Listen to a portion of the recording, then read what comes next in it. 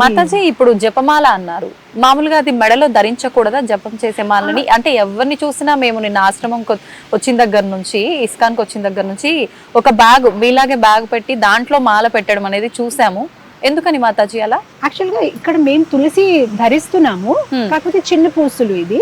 And ఏదైతే మేము జపం చేస్తున్నామో అది పెద్ద పూసులు. సో ఇక్కడ జపం చేయడానికి ఈజీగా ఉంటుంది. తర్వాత ఈ వేళ మేము వాడడం అనమాట, ఎందుకంటే ఈ వేళ మనం ఒక్కొక్కసారి ఎవరికో చూపిస్తూ ఉంటాము, ఎక్కడికో వేస్తూ ఉంటాము. సో ఈ మాలలో ఉండడం ఈ మాల ఉండడం వల్ల, జప బ్యాగ్ లో ఉండడం వల్ల ఏంటంటే పవిత్రంగా ఉంటుంది. ప్లస్ ఇక్కడ ఒక ప్లేస్ ఉంటుంది, ఇలా ఆ వేళ బయటికి తీసేసి ఇలా జపం చేస్తూ ఉంటారు అనమాట, హరే కృష్ణ మహామంత్రం అనమాట. సో ఆ తర్వాత ఏంటంటే మనకి ఈ బ్యాగ్ లేదనుకోండి, ఇక్కడక్కడ మాల పెట్టేసుకుంటాం. ఇది పవిత్రమైన మాల, కృష్ణనామాన్ని చేస్తున్నాం. మీ జపం అయిపోతే దీని ఇలా వేలాడొచ్చు అనమాట పూజ గదిలో అనమాట. అండ్ మెడలో ఎందుకు ఉంచుతామంటే, మెడలో ఉంచలేదనుకోండి ఊరికే ఎవరితో మాట్లాడేసి కాలక్షేపం చేసి సమయాన్ని వృధా చేసుకుంటాం. మెడలో ఉందనుకోండి అస్తమాను గుర్తొస్తుంది, సమయం నష్ట చేయకూడదు, వేస్ట్ చేయకూడదు. ఏమీ సేవ లేకపోతే మాల చేసుకోండి, సేవ ఉంటే మాల దాన్ని పెట్టేసుకోండి, సేవ చేసుకోండి, సేవ లేకపోతే మాల చేసుకోండి. సో కంటిన్యూస్ గా ఇది ఉండడం వల్ల ఏంటంటే మనకి గుర్తొస్తూ ఉంటుంది, జపం చేయాలి, జపం చేయాలి, జపం చేయాలి. అండ్ పవిత్రమైన తులసి మాల ఎప్పుడు మన మెడలో ఉంటుంది అనమాట. పోలీస్ ఉన్నారు యూనిఫామ్ వేసుకుంటే వాళ్ళకి ఒక ఫీలింగ్, డాక్టర్స్ ఉన్నారు కోట్, అలా డివోటీస్ కి ఒక ఫీలింగ్. కృష్ణ ఉన్నారు, మాల ఉంది, అస్తమాను ఎస్ ఐఎమ్ ఏ డివోటీ, నా సమయాన్ని నేను వృధా చేసుకోకూడదు, కొంచెం సమయం దొరికితే కూడా చాంటింగ్ చేసుకోవాలి. మాతాజీ తులసి మాల ఎవరైనా వేసుకోవచ్చా? కొన్ని సందర్భాల్లో ఇప్పుడు చిన్న చిన్న పిల్లలకి దాని గురించి పెద్దగా ఏం తెలీదు, కానీ ఎవరైనా ఇలా మీలాంటి మాతాజీస్ కనిపించినప్పుడు వాళ్ళ మెడలో చూసినప్పుడు నేను వేసుకుంటాను అని చెప్పి అంటూ ఉంటారు. ఏముందిలే అని చెప్పి దాని గురించి పెద్దగా తెలియక తీసి ఇవ్వటము, వేసుకోవడం ఇలాంటివి చూస్తుంటాం. అలా ఎవరైనా ధరించొచ్చా? ధరించిన తర్వాత ఏమైనా నియమాలు పాటించాలా? ఎలా ఉండాలి ఆ విధానం అంతా కూడా? తులసి మాలకి ధరించిన ఒకే ఒక నియమం ఏంటంటే మాంసాహారం తినకూడదు. కంప్లీట్ గా తినకూడదా? అంటే శరీరం పైన ఉన్నంత వరకు, ఎందుకంటే మన కంఠం మీద ఉంది. సో ఆ మాంసాహారం ఇక్కడ ఇలా మన కంఠం నుంచి వెళ్ళకూడదు తులసి మాల. ఆ తప్ప దానికి ఏం నియమం లేదనమాట. ఓన్లీ మనము సాత్వికమైన జీవితము, మాంసాహారం మానేయాలి, భగవంతుడు నామజపం చేసుకోవచ్చు. ఇది తులసి అంటే మనకి సాక్షి అనమాట. మనం ఏదైతే రోజంతా చేస్తున్నామో అది సాక్షి ఇస్తుంది అనమాట. సో ఇది పవిత్రమైన మాల ఇది పవిత్రంగా ఉంటుంది కానీ భగవంతుడికి చాలా ప్రియంగా ఉంటుంది కనుక మనము మాంసాహారం ఒకటే మానేయాలి. మామూలుగా మనం ఇలా జీవితం బ్రతుకుతున్నాం, మనం అలానే ఉండొచ్చు, కాకపోతే మాంసాహారం మాత్రం కంప్లీట్ గా మానేయాలి. కానీ సాధారణంగా తులసి ధరించిన వాళ్ళు ఎలా ఉంటారంటే కృష్ణుని ప్రేమించేవారు, కృష్ణ భక్తులు. కృష్ణుని తులసి అంటే చాలా ప్రియం కనుక తులసిని ధరిస్తారు.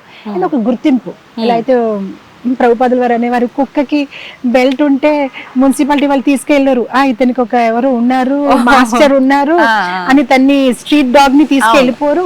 అలానే మేము కూడా కృష్ణ తాలూకా కుక్కలు, మాకు ఏదైనా అయినా కూడా యమరాజు శరీరం ముట్టుకోద్దు, ఇది కృష్ణ డివోటీ అంటే అప్పుడు మేము చేసిన తప్పులు ఏదైనా కృష్ణుడే శిక్షిస్తారు.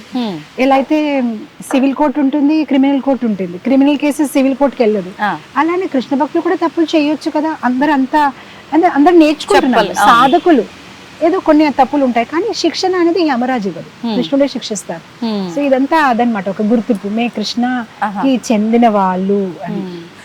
చేతికి కూడా ధరించొచ్చా మాతాజీ తులసి మాల? కంఠానికి ధరిస్తారు, కాకపోతే శాస్త్ర ప్రకారం కంఠం మీదే ఉండాలి. తులసి అనేది కంఠం మీద ఉంటే మంచిది. కాకపోతే ఈ మధ్యనే చాలా మంది చేతులకి తులసి తాలూకా ఇది కూడా వేసుకుంటారు. తులసి మన శరీరానికి ఆనుకొని ఉండాలి, టచ్ చేసి ఉంటే చాలా మంచిది అన్నమాట. సో ఇలా కూడా వేసుకోవచ్చు. ఇప్పుడు ఆడవారు ధరించినప్పుడు ప్రత్యేకించి ఆ 4 రోజుల సమయంలో తీయాల్సి ఉంటుందా మాతాజీ?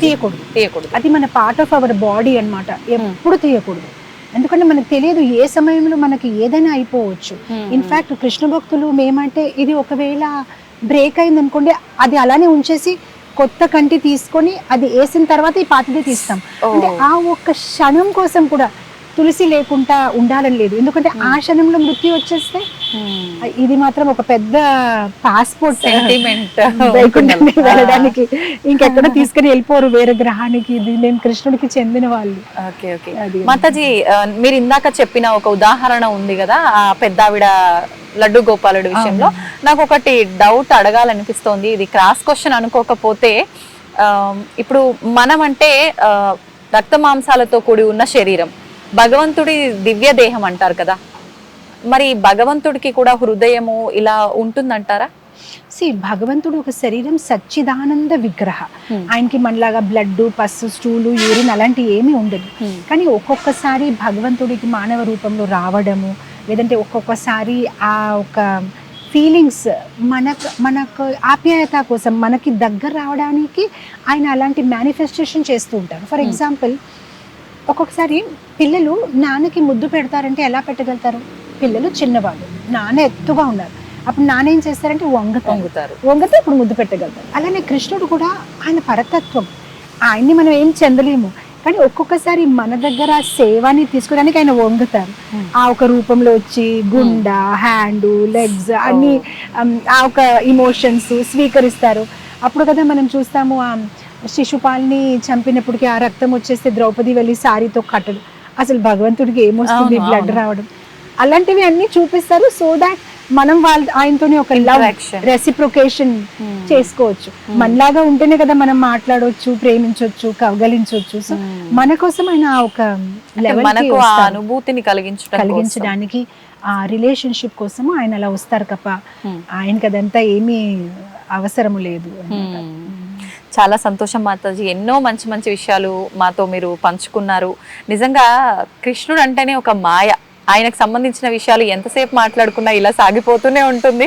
కానీ మనకు సమయం ఎక్కువైపోతుంది. మరొక మంచి ఎపిసోడ్లో మరిన్ని మంచి విషయాలు మీతో మాట్లాడాలని నేను ఆశిస్తున్నాను మాతాజీ. ఇప్పటి ఈ మంచి విషయాలన్నీ మా అందరికీ తెలియజేసినందుకు ధన్యవాదాలు. హరే కృష్ణ మాతాజీ.